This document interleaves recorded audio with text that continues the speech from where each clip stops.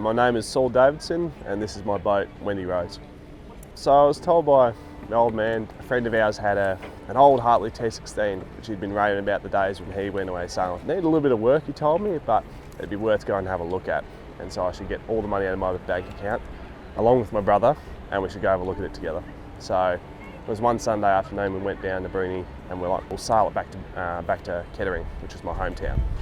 She was in a bit of disrepair, a lot of rot in the boat.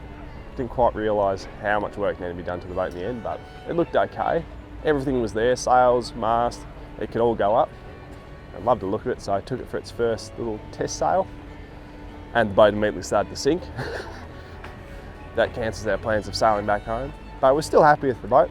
Went splits in the boat together and brought her home using all the money in our accounts. And I think I was about 12 years old at the time when we picked it up. Yeah. As soon as we got her home, kind of pulled everything off it, looked at the work that needed to be done, and Dad kind of sat down with me and had a talk and said, okay, this is your boat, this is your project, I'm not going to touch a single tool, you are to do everything, I'll just tell you what you need to do. And yeah, pretty much every day after school would come back and get the sanders out and start sanding away, cut out the bits of timber in the boat and the hull that needed to be cut out because they were rotting away. Everything was kind of done out of old boat parts which Dad had collected over the years, so a bit of a hoarder. He'd had many boats himself and had these boxes of screws, blocks, cleats, bits of old rope, and that's pretty much what the boat's built of.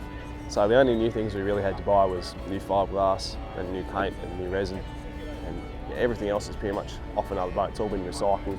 And yeah, it took many afternoons, weekends, and plenty of my friends along who I promised trips of going sailing away and great adventures to convince them to come around and give me a hand with it. The stories my dad had told me about how much fun he'd had, and some of the spots I really wanted to check out in my own little boat, do a bit of exploring. Yeah, that kind of kept me motivated the whole time. It was always my little favourite thing I loved to do. A lot of man hours went into fixing that, and a lot of money as well got sunk into it. I think it was 15 when I first properly took her out. It was it was the big launch day, and I decided to take her down to the marina and spend a night on there by myself and prayed she wouldn't sink. Yeah, after that, did a few trips down the channel with me and my brother and a few friends, just exploring around these beautiful spots like Snake Island and South Arm and Bruni Island, all those little hidey holes you couldn't get a big keelboat into. I could just tuck my boat up in these tiny little rivers and that and hide away for the night. Yeah, so during COVID, it was quite an interesting time for everyone, and mine was very similar, very interesting situation. Of course, I lived on a farm and there was no internet there at the time, so online schooling wasn't an option. And I was basically told I could either go back to school and jump on a computer and do it there, or I had this next idea to jump in my sailboat and spend the next month solo sailing around the channel, living by myself and doing online schooling between anchorages.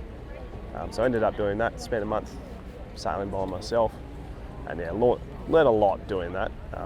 Definitely about anchoring, about places to hide, on different wind conditions and that. And pretty much lived off the land for a little bit there as well. Took all my dive gear, went diving for abalone, crayfish, and any sort of flathead or anything I could pull up that night. That was sorted, because there wasn't many options to go to the IGA or supermarket at the time, so made for a bit of fun. But yeah, definitely some of the best sailing I've ever done. Solo sailing in a light, southerly breeze, just when the sun's starting to set, you can see it starting to come through the sails, that orangey glow. There's something real magical about it. I absolutely love it.